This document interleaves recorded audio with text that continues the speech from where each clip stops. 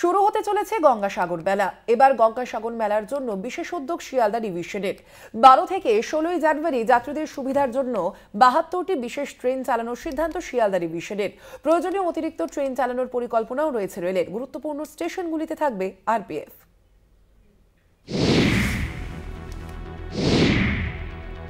হাতে গোনা আর কয়েকটা দিন, তারপরে শুরু হবে গঙ্গাসাগর মেলা।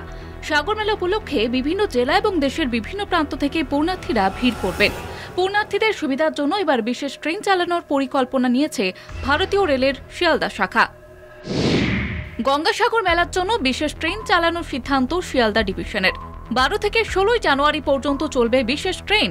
72টি বিশেষ ট্রেন চালানোর পরিকল্পনা শিয়ালদা ডিভিশনের। প্রয়োজনে অতিরিক্ত ট্রেন চালানোর পরিকল্পনা রেলের। গুরুত্বপূর্ণ স্টেশনগুলিতে থাকবে আরপিএফ।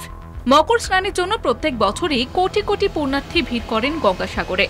মেলার দিনগুলিতে ভিড় নিয়ন্ত্রণের জন্য এবং যাত্রীদের সুবিধার জন্য শনিবার শিয়ালদা রেলের বিভিন্ন শাখার আধিকারিকদের নিয়ে একটি উচ্চ পর্যায়ের বৈঠক হয়। সেই বৈঠকে যাত্রীদের সুবিধার জন্য একাধিক সিদ্ধান্ত নেওয়া হয়েছে। কলকাতা টিভি।